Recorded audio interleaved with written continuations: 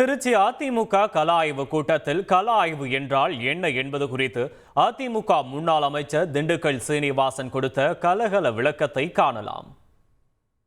இந்த 9 பேர் இப்போ போட்டிருக்கிறது அருமையான செய்தி. இந்தியாவில் எந்த கட்சிக்காரனும் செய்யல, சும்மா ரீல் விடுவாங்க.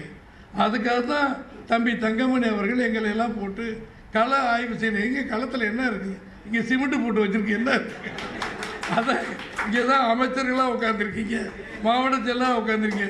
உங்கள்கிட்ட கணக்கு கேட்டால் நீங்கள் எங்கள்கிட்ட கேட்பீங்க கணக்கு. எனவே இந்த கள ஆய்வுங்கிறது உங்களை உற்சாகப்படுத்துறது, ஊக்கப்படுத்துறது. அதில் நீங்கள் தயவு செஞ்சு இந்த 9 பேர் லேடிஸ் 3 பேர் போட்டிருக்காரு. இந்த கணக்கெல்லாம் பறஞ்சு வச்சு சொன்னார். கபார் ஒப்பிச்சார் மின்னல் வேகத்தில்.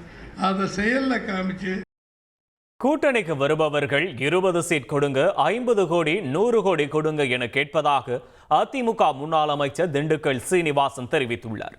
திருச்சி சோமரசம்பேட்டையில் நடைபெற்ற திருச்சி அதிமுக வடக்கு மாவட்ட கள ஆய்வு கூட்டத்தில் இவ்வாறு அவர் பேசினார்.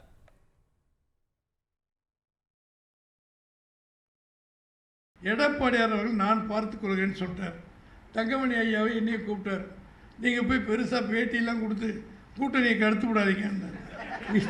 நாங்கள் என்னக்கா கெடுக்க போகிறோம், கூட்டணி வந்தால் நல்லதுக்கு. நீ எவ்வளோ திட்டிட்டு வந்துடுவீங்க, அவன் கோவிச்சுக்கிறாங்க. அப்போ தான் பேசிக்கிட்டு வந்துருக்கேன். ஏதோ உங்களால் போய் இப்படி பேசிட்டாரு அப்படிம்பாங்க. அண்ணா கொஞ்சம் பார்த்துக்கணும், அவர் கையெடுத்து கும்பிட்றாரு.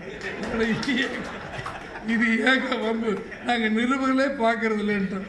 இப்போ எங்களை வரும்போது நீட்டுறாங்க மைக்க, வணக்கம் ஐயா வணக்கம் ஐயான்னு போய்கிட்டு இருப்பாங்க. அவங்களுக்கு பரபரப்பாக சொல்லணும், இப்போ அவங்களுக்கு செய்தி வரணும். இங்கே சொன்னாங்க எங்களை கட்சி விட்டு நீக்கிடுவார் எடப்பாடியார். இப்படி ஒரு கொடுமை போய்கிட்டு இருக்கு. ஏன் இதெல்லாம் சொல்கிறேன்னு சொன்னால், ஒரு பொறுப்புகள், ஒரு நம்முடைய கூட்டணி வரணும்னு சொன்னால் அதுக்கு ரண வேதனையில் இருக்கார். எவன் வந்தாலும் சும்மா வரான். 220 சீட்டு கொடுங்க, ஒரு 50 கோடி கையில் கொடுத்துருங்க, 100 கோடி கொடுங்க, வேலையை நம்ம 7 நெல் அரிசி விற்கிற மாதிரி பேசுகிறாங்க. எங்கே போகிறது?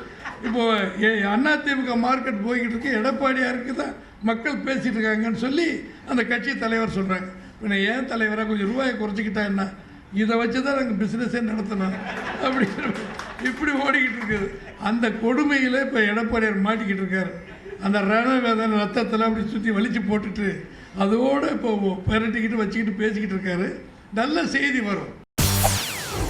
செய்திகளை உடனுக்குடன் தெரிந்து கொள்ள உடனே சப்ஸ்கிரைப் பண்ணுங்க.